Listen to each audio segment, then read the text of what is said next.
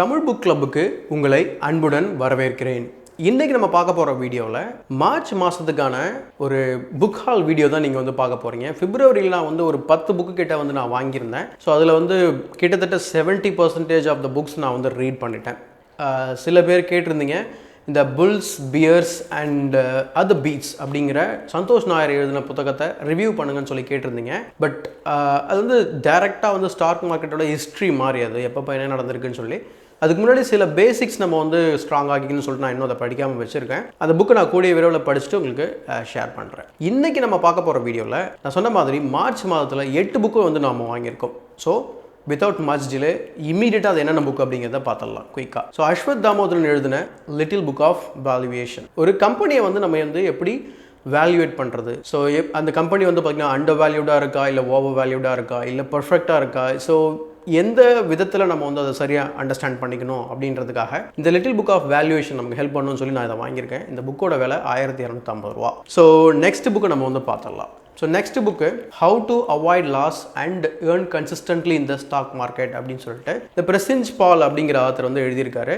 ஏற்கனவே இவரோட ஒரு புத்தகத்தை நான் வந்து உங்களோட ஷேர் பண்ணியிருக்கேன், மல்டிபேகர் ஸ்டாக்ஸ் அப்படின்னு சொல்லிட்டு. ஒரு மைக்ரோ கேப் ஸ்டாக்ஸ் இல்லைனா எஸ்எம்இயில் இருக்கக்கூடிய ஒரு ஸ்டாக் லிஸ்ட் ஆகி வரும்போது அது மல்டிபேகராக எப்படி மாறும். கிட்டத்தட்ட 95% ஆஃப் ஸ்டாக்ஸ் வந்து பார்த்தீங்கன்னாக்கா என்ன சொல்கிறது, நம்மளுடைய வெல்த்தை டெஸ்ட்ராய் பண்ணக்கூடியது. அண்ட் 5% தான் வந்து பார்த்திங்கன்னா நம்ம வெல்த்தை வந்து பார்த்திங்கனாக்கா மல்டிபேகராக மாற்றக்கூடியது. அதுக்கு என்னென்ன விஷயங்கள் அப்படின்றத அவர் வந்து அழகாக பேசியிருந்தார். ஸோ அது வந்து ஷார்ட்ஸில் நான் வந்து உங்களுக்கு ஷேர் பண்ணியிருக்கேன்.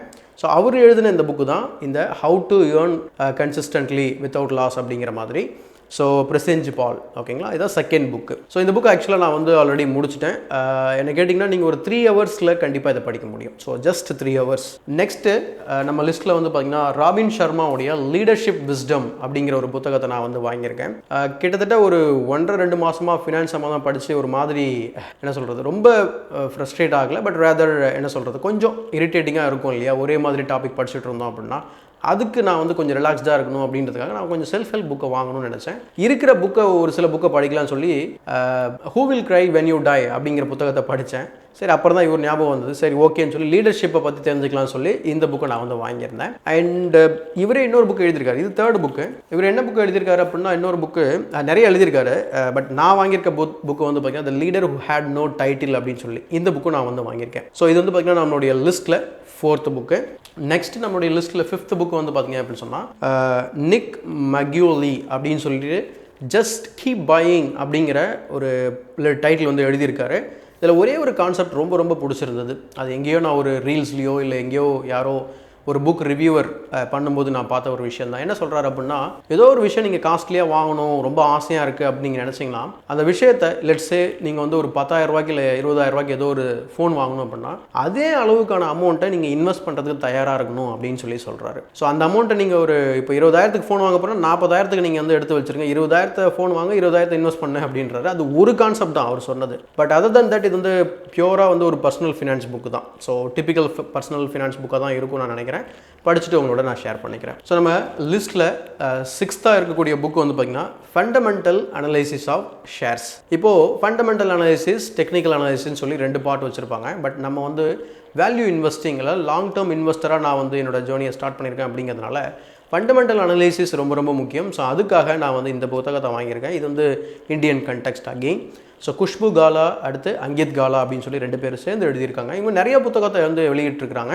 பட் இந்த புக்கு நான் வந்து வாங்கியிருக்கேன். கம்ப்ளீட்டாக வந்து பார்த்திங்கன்னா ஒரு ரொம்ப வேகான ஒரு விஷயமா இருக்கும். பணம் சம்பாதிக்கிறது ரொம்ப ஈஸி கிடையாது அப்படிங்கிறத அந்த புத்தகத்தை படிக்க ஆரம்பிக்கும் போது நம்ம வந்து நல்லா புரிஞ்சுக்கிட்டேன்.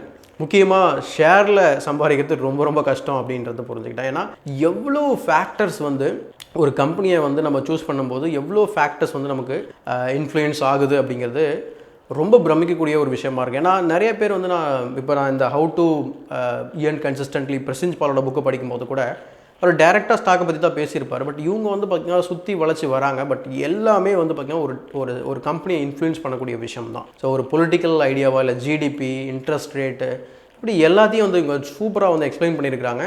ஆனால் கொஞ்சம் வேகாக இருக்கும். ஸோ ஆல்ரெடி ஒரு 50 பேஜஸ் நான் வந்து படிச்சுட்டேன். ஸோ எப்படி இருக்குன்றதை படித்து முடிச்சுட்டு உங்களோட ஷேர் பண்ணிக்கிறேன். ஸோ அடுத்து 7th நம்ம லிஸ்ட்டில் இருக்கக்கூடிய புக்கு வந்து பார்த்திங்கன்னா ஒரு டெக் ரிலேட்டட், அதாவது நீங்கள் வந்து இ-காமர்ஸ் சம்மந்தமாக நீங்கள் ஏதாவது பண்ணணும் அப்படின்னு ஆசைப்பட்டீங்க அப்படின்னு சொன்னால் அதுக்கு ரொம்ப ரொம்ப முக்கியமான விஷயம் உங்கள் இ-காமர்ஸ் சைட்டுக்கு நிறைய பேரை வர வைக்கணும் அப்படிங்கிறது தான். ஸோ அதை வந்து டிராஃபிக் அப்படின்னு சொல்லுவாங்க.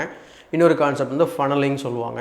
நமக்கு தேவையான கஸ்டமர் நமக்கு எப்படி ஃபனலிங் பண்ணி கொண்டு வருது அப்படின்றதுக்காக அதை பற்றி தெரிஞ்சுக்கிறதுக்கு .com Secrets by Russell Brunson அப்படின்னு சொல்லி ஒரு ஆத்தர். ஸோ இந்த புக்கை நான் வந்து வாங்கியிருக்கேன். நல்ல குவாலிட்டியான புக்கு. ஜஸ்ட் ஸ்கிம் பண்ணும்போது பார்த்தேன் நிறைய இல்லுஸ்ட்ரேஷன்ஸ் கொடுத்துருக்காரு. இவர் 3 புக்கு எழுதியிருக்காரு. ஃபஸ்ட் இந்த புக்கை படிப்போம், எப்படி இருக்குன்னு சொல்லி பார்க்கலாம். அண்ட் பெட்டராக இருந்தால் டெஃபினட்டாக அடுத்த அவருடைய புத்தகத்தை கண்டிப்பாக நான் வாங்க தயங்க மாட்டேன். ஸோ இது எப்படி இருக்குன்றதை நான் படித்து முடிச்சு உங்களோட அவசியம் ஷேர் பண்ணிக்கிறேன். ஃபைனலாக ஒரு என்ன சொல்கிறது, ஒரு பிக் பாஸ் அப்படின்ற மாதிரி ஒரு புக்கு வாங்கியிருக்கேன். அது என்ன புக் அப்படின்னா பராக் பரிக் எழுதின value investing and behavioural finance. அதாவது ஸ்டாக் மார்க்கெட்டை பொறுத்த வரைக்கும் நீங்கள் எந்த ஷேரை வந்து நீங்கள் சூஸ் பண்ணாலும் உங்களுடைய பிஹேவியர் வந்து ரொம்ப ரொம்ப முக்கியம். நீங்கள் என்ன ஃபண்டமெண்டல் அனாலிசிஸ் பண்ணாலும் சரி, நீங்கள் வந்து என்ன சொல்கிறது, ஒரு டாப் எக்ஸ்பெக்ட்கிட்ட நீங்கள் வந்து ஒரு ஷேர் இந்த ஷேர் வாங்கிக்கோங்கன்னு சொல்லி நீங்கள் அட்வைஸ் வாங்கினாலும் சரி, என்ன பண்ணாலும் சரி, உங்களுடைய at the end of the day உங்களோட பிஹேவியர் வந்து ரொம்ப ரொம்ப முக்கியம். அதாவது டிசிப்ளின்டாக இருக்கிறது, அவசரப்படாமல் இருக்கிறது, ரொம்ப உணர்ச்சி வசப்படாமல் இருக்குது, இப்படி சொல்லிக்கிட்டே போகலாம். ஸோ அந்த மென்டாலிட்டியை நம்ம வந்து எப்படி உருவாக்குறது, அதுக்கு தேவைப்படுற ஒரு விஷயம் தான் இந்த பிஹேவியரல் ஃபைனான்ஸ் அப்படின்னு சொல்லிட்டு. இன்ஃபேக்ட் நம்ம டேனியல் கானமனோட புத்தகத்தை நீங்கள் படிக்கலாம், திங்கிங் ஃபாஸ்ட் அண்ட் ஸ்லோ அப்படின்னு சொல்லிட்டு. ஸோ இவர் வந்து பார்த்திங்கன்னா நம்ம இந்தியன் கண்டெக்ஸ்ட்டில் எழுதியிருக்காரு. இவர் ஏற்கனவே ஒரு புக் வந்து எழுதியிருக்காரு, ஸ்டாக் டு ரிச்சஸ் அப்படின்னு சொல்லிட்டு.